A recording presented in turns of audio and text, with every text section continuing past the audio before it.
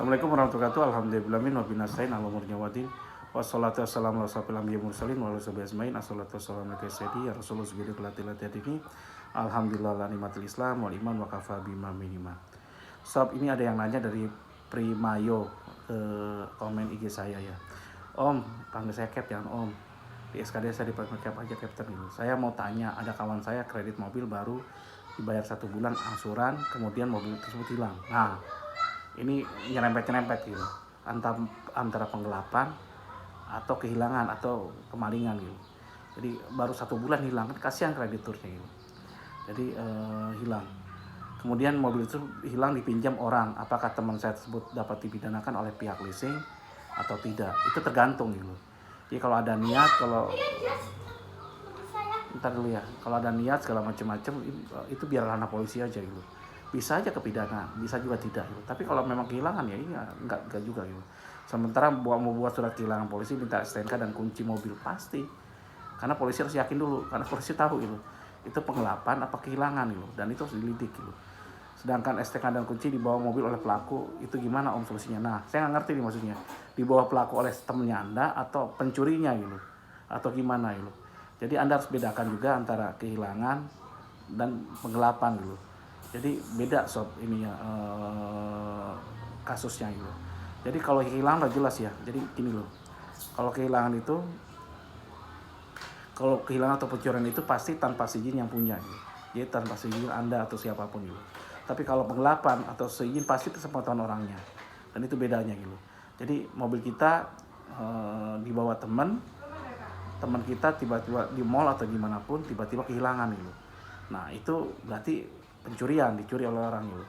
Tapi mobil kita dibawa teman, hilangnya bukan hanya teman kita aja gitu.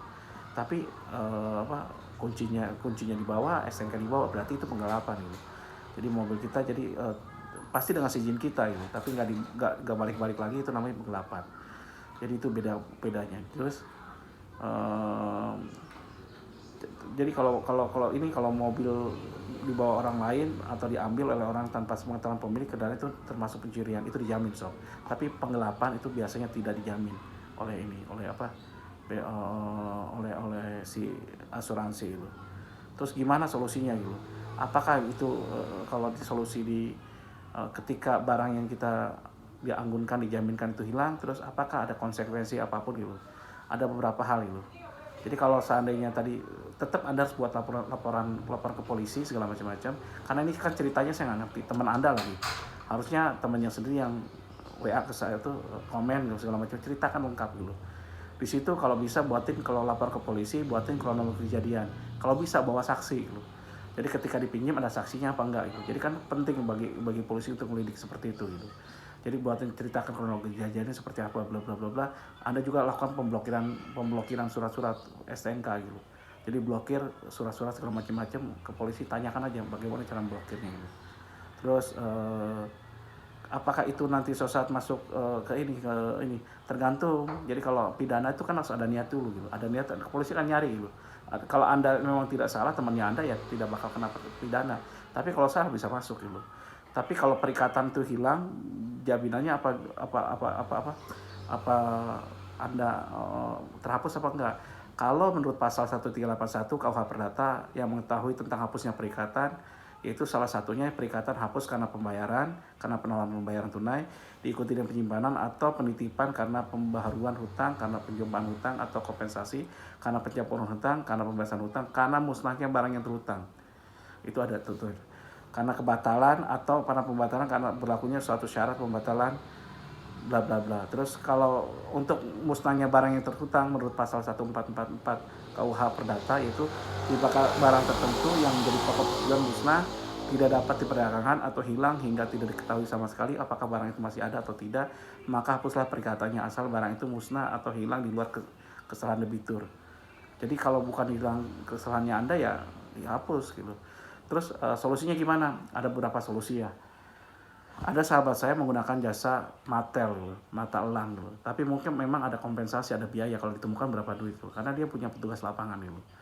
Itu ketemu bisa ketemu gitu. Atau ada berbagai lah. Ada juga teman saya yang melakukan ibadah lebih banyak gitu. Ibadah lebih banyak segala macam-macam, tiba-tiba minta sama Allah, ya Allah ini malah dia leasing leasing apa tuh, dia rental mobil gitu, kapan hari, dan itu nyata gitu.